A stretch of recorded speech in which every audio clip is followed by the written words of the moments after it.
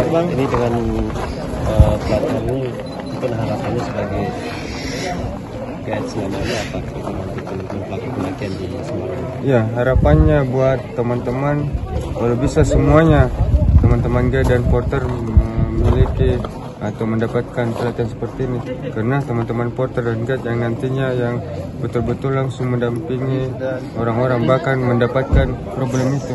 Jadi kalau ada ketika insiden terjadi, mereka bisa langsung secara mandiri melakukan itu. Jadi kan alatnya sudah di atas itu semua, settingannya sudah di shelter emergency, bla bla bla. Kemudian insiden, mereka tinggal ambil harness, ambil alat di bunker, langsung evakuasi.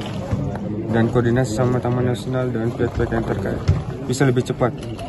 Seperti kemarin kan beberapa kejadian kayak bule Irlandia cepat, saya saja turun cuma 3 menit 48 detik naik sekorban cepat karena memang ada alat di atas dan kita lagi evakuasi. Kalau seandainya ada alatnya juga di atas dan memang tidak ada evakuasi dan langsung terjadi insiden, bisa langsung kita evakuasi. Dan harapannya kalau bisa jangan teman-teman tim rescue ini bekerja biar zero insiden. Bang, artinya perlu diwajibkan guide dan porter itu punya keahlian evakuasi ya?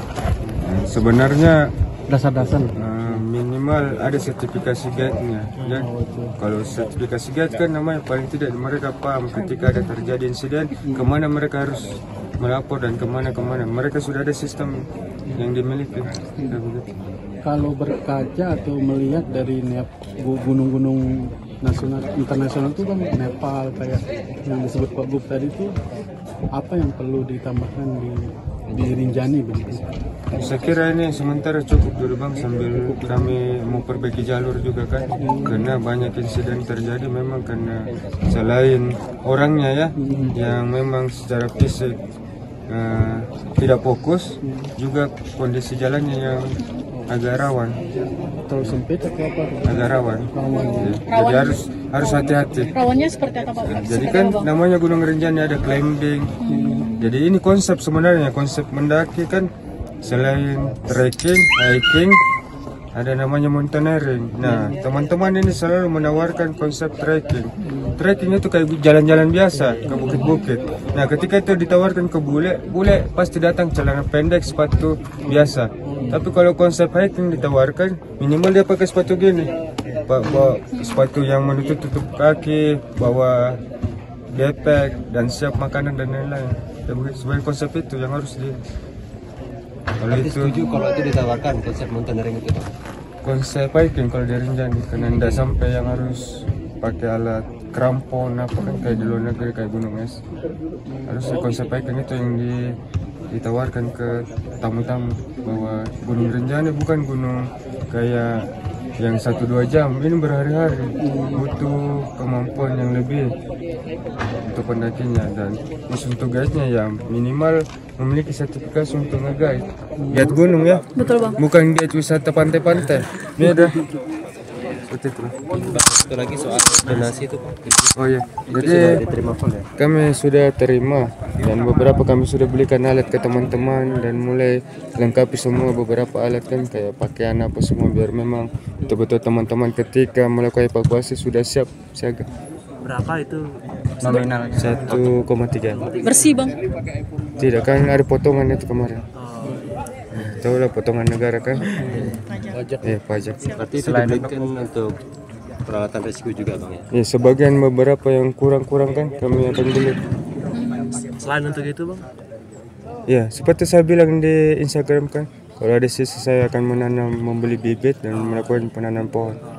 Kami bikin kegiatan-kegiatan sosial. Di Rinjani. Iya di Rinjani. Contoh ini, kalau di orang Lombok, kalau ada orang meninggal di Gunung Rinjani, apa yang dilakukan? Saya tanya abang yang orang Lombok. Begawi. Hah? Begawi. Begawi apa? Hajatan 9 hari. Belangar. Nah, ada namanya ngasuh gunung.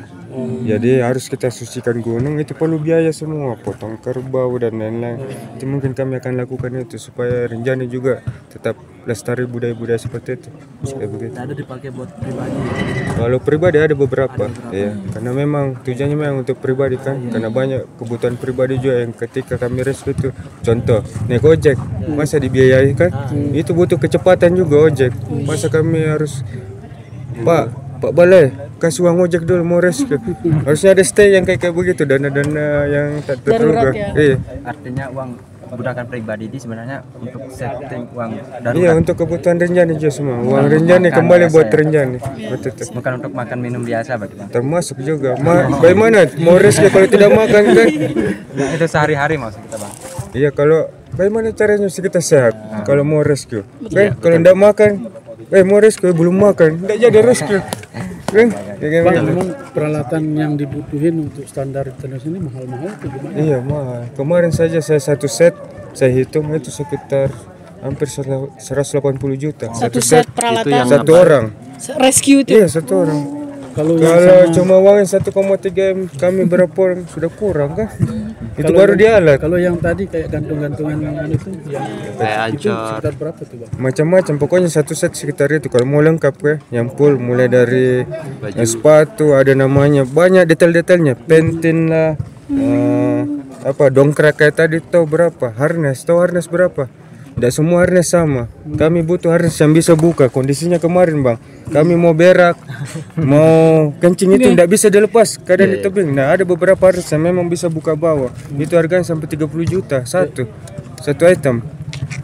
Itu baru satu. Ada berapa item di sini menggantungkan? Iya. Sekitar 100.000 lebih.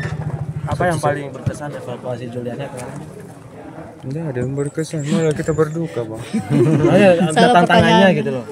Tantangannya. Apakah itu yang paling sulit selama ini atau Iya, gimana? sejauh ini itu yang paling jauh. Saya sudah 9 tahun evakuasi orang di Rinjani. Itu paling apa ya? Ini paling jauh, makanya kemarin saya minta doa kan, sempat kirim. Doakan ya, semoga selamat sampai pulang. Amin. Biasa sampai berapa meter aja Bang sebelumnya? Gula Israel itu 180, anak Jakarta yang hari ke-11 260. Meter. Itu kami turun naik tiap hari 500 meter, naik turun cari selama kurang lebih seminggu. Nah ini yang paling jauh 590. Hampir 600 ya, Ini kan setengah kilo. pasca Julina sudah ada beberapa insiden juga yang terjadi di jalur ini. Apa yang harus kita evaluasi sebenarnya sebagai Tadi kan sudah dijelasin sama Bapak, selain tim rescue mau pembenahan jalur secepatnya dan lain-lain. penambahan rambu-rambu itu? Bang ini Memang kan dibutuhkan nggak Bang? Misalnya tempat heli mendarat di pos 4 itu. Kemarin bagaimana Bang? Bagaimana kemarin evakuasi? Lihat beritanya enggak? ya, Lihat kan? Ya sekarang tidak perlu ku jawab kan, sudah ditahu sendiri sebenarnya jawabannya. Abang tanya ulang lagi. Bang, ini kan sudah terkenal mungkin Bang Agam ya. Iya. Nah, itu yang menarik. Di berapa? Nah, Bang, satu lagi Bang, Bro. ini kasus Julian ini kayaknya keluarganya masih terus-terusan aja cari pembenaran di sana di negaranya ini. Kurang tahu juga. Nah ini maksudnya